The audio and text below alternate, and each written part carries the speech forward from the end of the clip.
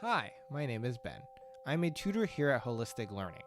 I am very passionate about education and learning and want to share some of my study techniques with you through the Learning Strategy series. Many of you might have heard of or even used the Pomodoro study technique. The term Pomodoro means tomato sauce because the man who developed it used a tomato-shaped timer to monitor his work during university. In this video, I will give you a thorough explanation of this technique, which you can use to maximize your learning efficiency. The traditional Pomodoro round is 30 minutes long. It consists of 25 minutes of work plus 5 minutes of break. After every 4 Pomodoros, which approximately takes 2 hours, you should reward yourself with a 30-minute break before starting your 5th Pomodoro of the day. The goal of having short study sessions is to break down large, daunting tasks into more manageable, short chunks. It takes advantage of the brain's limited attention span and helps alleviate anxiety by shrinking the study commitment that you are making. By studying only for 25 minutes before taking a short break, you will be more productive and less distracted, resulting in better time management and more time left at the end of the day for fun activities. You will often find that it's easier to keep working once you've got some momentum from finishing your first Pomodoro. You can divide Pomodoro into 4 steps, as discussed briefly before. Step number 1, choose your task. Before you even begin, you must have a clear understanding of what you are trying to accomplish in the 25-minute period. It is important to have a goal for each Pomodoro round to stay on task and work towards finishing the task at hand. To be an even more effective student, you should plan your day in advance. Have a rough timeline of what you want to achieve the next day and write down your thoughts on a piece of paper or in a productivity journal. You can even use Google Calendar to optimize each hour of your day. It is okay if it takes you longer to do a task than you initially planned for. The goal is not to finish your work within a particular time frame, but to use the timeline to keep you productive and direct you towards the task you ought to be working on. Before you start studying, be sure to have everything ready. Have a notebook, lecture notes, textbook, highlighters, water, timer, and anything else you need at or near your desk. This way, you make sure you're optimizing the 25 minutes of study time and not spending the first few minutes just to get ready.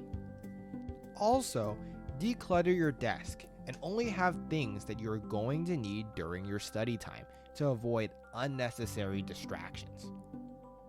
Step number 2, start studying.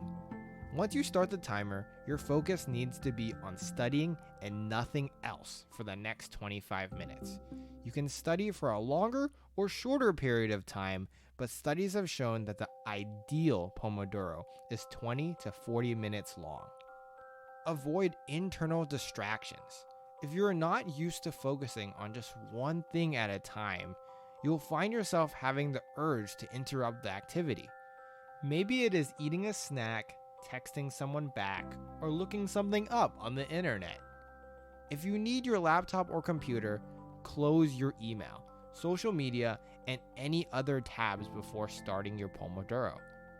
You can even use a website blocking app to prevent you from using anything distracting. If you do get distracted, don't beat yourself up about it, but try to be consciously aware of this and keep working towards a sustained focus on the task. Keep a separate notepad or post-it notes to write down these internal interruptions and address them when you are on a break. Avoid checking remaining time. Try not to be too concerned with how much time is left. This prevents you from fully immersing yourself and being in the zone. Make it a habit to set a timer and not look at it until it rings. Avoid external distractions. It might be that the outside world is causing you to get distracted. To minimize these distractions, have a do not disturb note outside your room whenever you are in the middle of a Pomodoro technique. Keep your phone on silent or on airplane mode so that a random text or social media notification is not disturbing your focus. Use traditional alarm clocks if you think you'll be distracted by your phone. I personally like to use an alarm on my computer to avoid having to be near my phone at all. There are also many Pomodoro productivity apps that you can try out.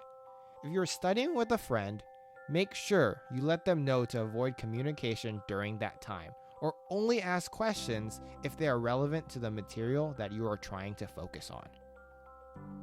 Review. You can use the first few minutes to repeat what you've learned in the previous Pomodoro sessions. If you're done early, feel free to use the last few minutes to summarize what you worked on during that Pomodoro. Step number 3, taking a 5-minute break. Breaks let you synthesize the material you're studying, helping you make lasting neural connections so that you can really understand the bigger picture of what you're studying. It also reduces the chance of burnout and lets your brain relax from the mental challenge of studying. Don't feel obligated to take a break. If you're watching an hour-long lecture or reading a research paper and don't want to stop midway, then you can keep studying.